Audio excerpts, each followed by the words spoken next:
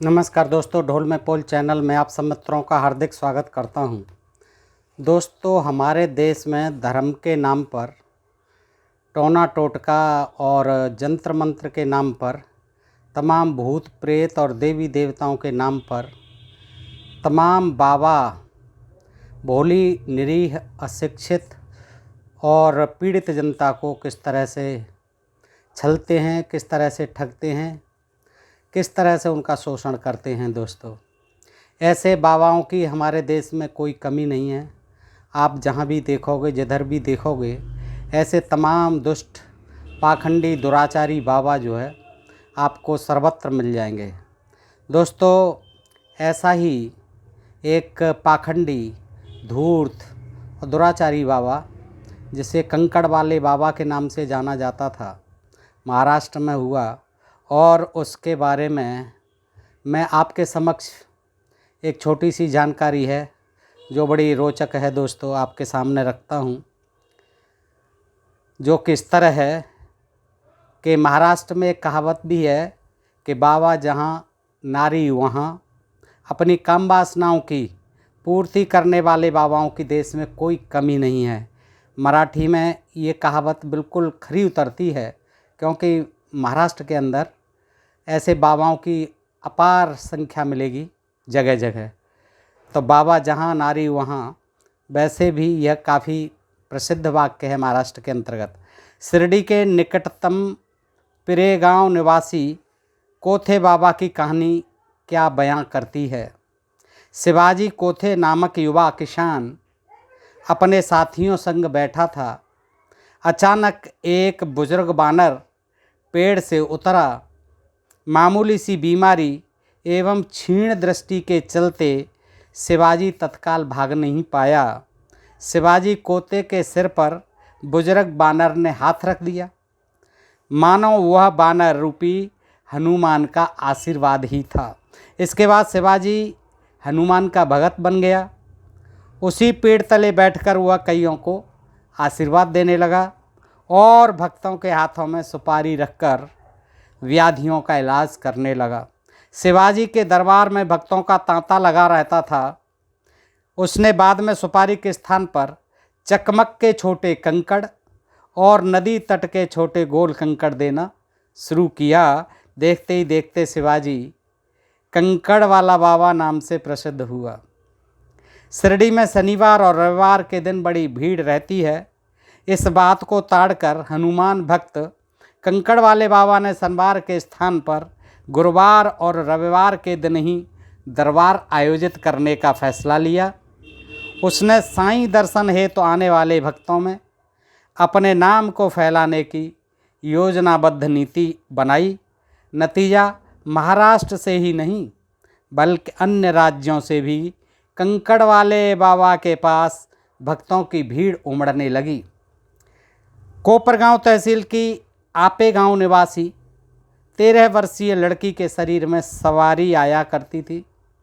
लड़की को कंकड़ वाले बाबा के पास लाया गया। बाबा ने बताया, लड़की का रोज़ाना इलाज करना ज़रूरी है, इसलिए उसे मेरे दरबार में ही रखना होगा। 13 साल की लड़की को बाबा के पास रखने में राजी होने वाले माता पिता के मन में किसी भी प्रकार का संशय पैदा नहीं हुआ। दादा की उम्र के बाबा ने लड़की का कौमार्य भंग किया और लड़की पर लैंगिक अत्याचार शुरू किए। लड़की के गर्भ से रहने पर गर्भपात कराया गया। लड़की के बाबा के पास रहने के 7 सालों के दौरान 3 बार उसका गर्भपात कराया। दोस्तों, देखिए कितनी अंधभक्त है जनता, कितने अंधविश्वासी लोग होते हैं जो अपने युवा बच्चों को, खास तौर से अपनी बेटियों को, ऐसे बाबाओं के चंगुल में छोड़ देते हैं। धर्म कर्म के नाम पर, अंधभक्ति के नाम पर, अंधविश्वास के नाम पर और ये टोना टोटका भूत प्रेत के नाम पर, उनका इलाज करने के नाम पर। यह जो है अंधविश्वास जितना हमारे देश में है, शायद किसी देश में नहीं होगा। दोस्तों, तो क्या हुआ, लड़की के बाबा के पास रहने के 7 साल तक बताइए रहती है और 3 बार उसका गर्भपात कराता है बाबा। तीसरी बार गर्भपात कराते समय लड़की का परिवार नियोजन वाला ऑपरेशन भी किया गया। देखिए, वह भी लड़की को बिना बताए। इसके बाद भी बाबा लड़की पर अत्याचार करता रहा। अत्याचार अब लड़की की सहनशीलता से परे हो चुका था। लड़की ने माता पिता को सब कुछ बताया। जब तक बहुत देर हो चुकी होती है दोस्तों, सब कुछ उजड़ जाता है। एक लड़की के जीवन का जो कुछ भी सपना था सब टूट जाता है। तो घर की माली हालत नाजुक थी। माता पिता ने जब यह खबर सुनी तो उन्हें बहुत सदमा पहुंचा। इसके अलावा इज्जत का भी सवाल था। डर से लड़की के माता पिता ने किसी भी तरह से बाबा के विरोध में आवाज़ नहीं उठाई। और प्राय यही होता है, निर्धन लोग, गरीब लोग, बेसहारा लोग बाबाओं द्वारा सताए जाने पर भी उनके खिलाफ आवाज़ बुलंद नहीं कर पाते, क्योंकि उनको डराया जाता है, धमकाया जाता है। जान से मारने की धमकियां भी इन बाबाओं के गुंडों द्वारा दी जाती हैं।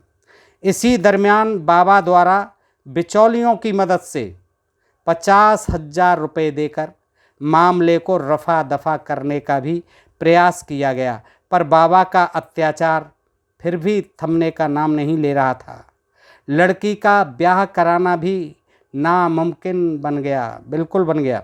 इज्जत को खूंटी पर टांग लड़की के माता पिता ने आखिर में कंकड़ वाले बाबा का सच्चा रूप समाज के समक्ष लाने हेतु कोपरगांव पुलिस थाने में शिकायत दर्ज कराई। पूछताछ के दौरान लड़की ने दावा किया कि इस तरह का वासना कांड और भी कई लड़कियों के साथ हुआ है। दोस्तों, इस तरह के ये प्रसंग, इस तरह के ये मामले दुराचार के, व्यभिचार के, बलात्कार के तमाम बाबाओं के आश्रमों में होते रहते हैं। पता नहीं उनके माँ बाप कितने अंधभक्त होते हैं, ऐसे बाबाओं के चंगुल में ऐसे फंस जाते हैं कि वो अपने बेटियों की ज़िंदगियों को बर्बाद करने में भी तनिक भी संकोच नहीं करते, भय नहीं खाते। कितने मूर्ख लोग होते हैं, कितने नादान लोग होते हैं। ये इस अंधविश्वास में फंस करके कितनी बेटियों की ज़िंदगियों को बर्बाद कर देते हैं। दोस्तों, आज समय है ऐसे बाबाओं से सावधान रहने का और ऐसे लोगों को, अपनी बहन बेटियों को सुरक्षित रखने का। इन बाबा बाइयों के चक्कर में बिल्कुल नहीं फंसना होगा दोस्तों।